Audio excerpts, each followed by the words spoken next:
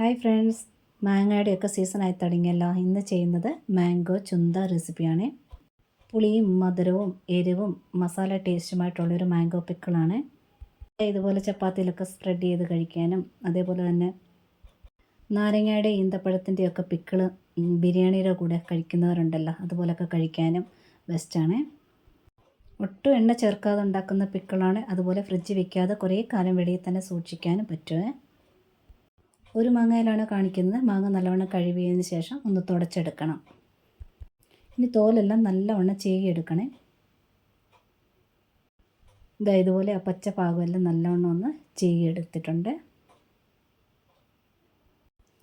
ഇനി ഇതൊന്ന് ഗ്രേറ്റ് ചെയ്തെടുക്കണം. ഗ്രേറ്ററിൻ്റെ വലിയ കണ്ണി ഭാഗത്തിട്ടൊന്ന് ഗ്രേറ്റ് ചെയ്തെടുക്കണം. അധികം ബലം കൊടുക്കാതെ ഗ്രേറ്റ് ചെയ്തെടുക്കണം. അപ്പോൾ കനം കുറഞ്ഞ് കിട്ടുമേ. ഇല്ലെന്നുണ്ടെങ്കിൽ ചെറിയ കണ്ണി ഭാഗത്തിട്ട് ഗ്രേറ്റ് ചെയ്തെടുത്താലും മതി. മാങ്ങ കംപ്ലീറ്റ് ആയിട്ട് ഗ്രേറ്റ് ചെയ്ത് എടുത്തിട്ടുണ്ട്.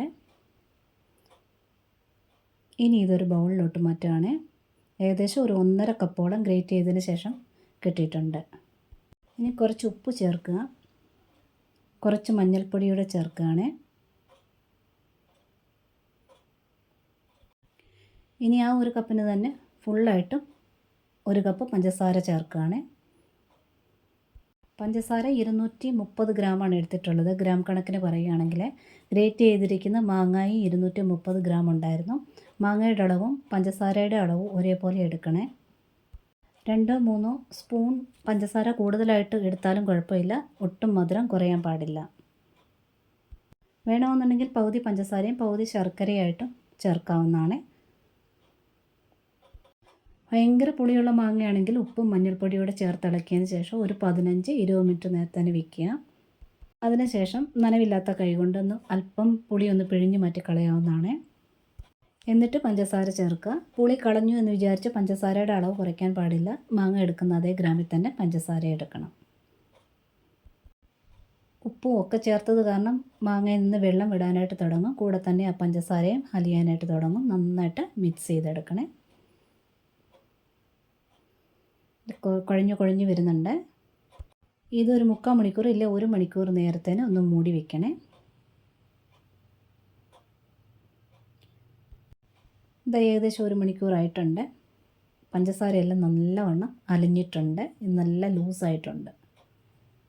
നന്നായിട്ടൊന്ന് ഇളക്കിയെടുക്കുക.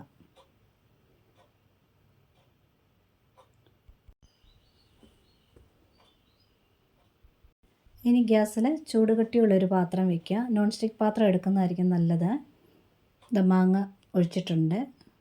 ഗ്യാസ് ആദ്യമേ ഒരു മീഡിയം ഫ്ലെയിമിൽ വയ്ക്കുക. നല്ലവണ്ണം ചൂടായതിന് ശേഷം ബാക്കി സമയം ഫുള്ള് ലോ ഫ്ലെയിമിലാണ് കുക്ക് ചെയ്യേണ്ടത്.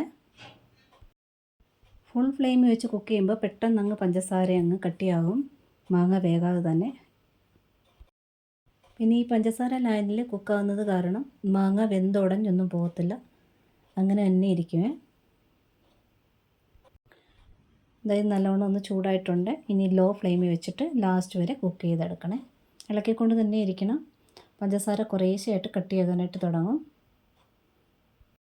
ഈ പിക്കിള് അടുപ്പിൽ വെച്ച് കുക്ക് ചെയ്യാതെ തന്നെ റെഡിയാക്കി വെക്കാൻ പറ്റും. അത് ഞാൻ ലാസ്റ്റിലൊന്ന് പെട്ടെന്ന് പറഞ്ഞു പോകുന്നുണ്ട്.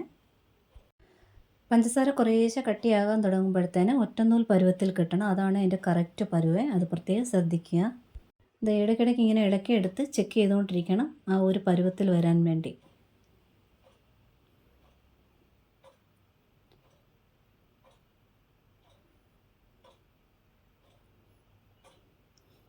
ഇപ്പോൾ ഇത് ആയിട്ടില്ല, കുറച്ചുകൂടെ വേണം. ഈ ലോയിൽ തന്നെ ഇടണം. പെട്ടെന്നാകാൻ വേണ്ടി തീ കൂട്ടിയും കൊടുക്കരുത്. ഇപ്പോൾ ഒരു ഒറ്റനൂൽ പരുവത്തിലായിട്ടുണ്ട്. അപ്പോൾ തന്നെ ഗ്യാസ് അങ്ങ് ഓഫ് ചെയ്തിടണം. ഓഫ് ചെയ്തതിന് ശേഷം ഒരു 15-20 സെക്കൻഡ് നേരത്തിന് ഇളക്കിക്കൊണ്ട് തന്നെ ഇരിക്കണം. ആ ചൂടൊന്ന് കുറയ്ക്കാൻ വേണ്ടിയാണ്. ആ ചൂട് കുറഞ്ഞിട്ട് വേണം ഇനി ചേർക്കാനായിട്ട് പൊടി ഐറ്റമേ. നല്ല ചൂടൊന്ന് കുറഞ്ഞിട്ടുണ്ട്. ഇനി ജീരകമാണ്. ചെറു ജീരകം വറുത്ത് പൊടിച്ചതാണ് ചേർക്കുന്നത്. ഒരു 1/2 സ്പൂൺ കാശ്മീരി ചില്ലി പൗഡർ ചേർത്തിട്ടുണ്ട്. ഇത് പാകത്തിനുള്ള എരിവും ആവും, കൂടെ തന്നെ നല്ല കളറും കിട്ടും. നന്നായിട്ടൊന്ന് മിക്സ് ചെയ്തെടുക്കുക. ഇതാണ് ഇതിൻ്റെ ബേസിക്കായിട്ട് ചേർക്കുന്ന സാധനം. അത് കഴിഞ്ഞ് പിന്നെ നമ്മുടെ ഫ്ലേവർ അനുസരിച്ച് കുറച്ച് മസാലയൊക്കെ ചേർക്കാവുന്നതാണ്, ഇഷ്ടമുള്ളവർക്ക് വേണ്ടി. മസാലപ്പൊടി ഗരം മസാല ചേർക്കുന്നതാണ് കുറച്ചുകൂടെ ടേസ്റ്റ് എന്ന് എനിക്ക് തോന്നുന്നുണ്ട്. ഇനി പട്ട, ഗ്രാമ്പൂ, ഏലക്ക, പെരുംജീരകം പൊടിച്ചാണ് ചേർക്കുന്നത്. ഈ പൊടിയായിട്ടില്ല എന്നുണ്ടെങ്കിൽ അടുപ്പിലോട്ട് മാങ്ങ ആദ്യമേ ഇടത്തില്ലേ, ആ സമയത്ത് തന്നെ 2-3 ഗ്രാമ്പൂവും ഏലക്കായും പട്ടയോടെ ചേർത്തിട്ട് കുക്ക് ചെയ്തെടുത്താലും മതിയേ. അത് നന്നായിട്ട് മിക്സ് ചെയ്തെടുക്കണം ആ ചെറു ചൂടിൽ തന്നെ. ഇനി ഇതാ ഇങ്ങനെ ഡ്രോപ്പായിട്ട് വീഴുന്ന ഒരു പരുവാണ് കിട്ടേണ്ടത്. ഇതാ ഇങ്ങനെ തന്നെ കിട്ടിയിരിക്കണേ. ഈ മാംഗോ ക്യാൻഡിയൊക്കെ ഇഷ്ടപ്പെടുന്ന കുട്ടികളുണ്ടല്ലോ, അവർക്കൊക്കെ ഒരുപാട് ഇഷ്ടപ്പെടും ഇതിൻ്റെ ടേസ്റ്റ്. ഇത് ഗ്യാസിൽ വെക്കാതെ എങ്ങനെയാണ് ചെയ്യുന്നതെന്ന് വെച്ചാൽ ആ മഞ്ഞൾപ്പൊടിയും ഉപ്പും പഞ്ചസാരയും ചേർത്ത് നല്ലവണ്ണം അലിഞ്ഞതിന് ശേഷം ഒരു 8-9 ദിവസത്തിന് വെയിലത്ത് വയ്ക്കുക. ആ പാത്രത്തിൻ്റെ മുകൾ ഭാഗം ഒരു നേരിയ തുണി കൊണ്ട് മൂടിയിരിക്കണേ. ഒരു 8-9 ദിവസം കഴിയുമ്പോഴത്തേന് പഞ്ചസാരയൊക്കെ നല്ല കട്ടിയാകും. അതിനുശേഷം മുളക് പൊടിയും ഗരം മസാലയൊക്കെ ചേർത്ത് ഇളക്കിയതിന് ശേഷം ഒരു ദിവസം കൂടെ വെയിൽ കൊള്ളിക്കുക. അത്രയും മാത്രം ചെയ്താൽ മതി. അതിനുശേഷം ഒരു ഗ്ലാസ് ജാറിലിട്ട് എയർ ടൈറ്റായിട്ട് മൂടി വെളിയിൽ വെച്ചാൽ മതി. ഫ്രിഡ്ജിൽ വെക്കേണ്ട ആവശ്യമൊന്നുമില്ല. ആദ്യമേ ചെയ്യുന്നവർ ഒരു മാങ്ങയിൽ ചെയ്ത് നോക്കുക. അപ്പോൾ നിങ്ങൾക്ക് ആ മധുരത്തിൻ്റെ അളവൊക്കെ കറക്റ്റായിട്ട് മനസ്സിലാവും. ഇഷ്ടപ്പെട്ടിട്ടുണ്ടെങ്കിൽ കൂട്ടുകാർക്കൊക്കെ ഷെയർ ചെയ്ത് കൊടുത്ത് ലൈക്കും കമൻറ്റും തന്ന് സപ്പോർട്ട് ചെയ്യാൻ കൂടി മറക്കരുത്. നോട്ടിഫിക്കേഷൻ ബെൽ ബട്ടണിൽ ഓൾ ഓപ്ഷൻ കൂടി ഒന്ന് ഓണാക്കി ഇടാൻ വേണ്ടി മറക്കരുത്. ഒരുപാട് സ്നേഹത്തോടെ താങ്ക്സ് ഫോർ വാച്ചിങ്.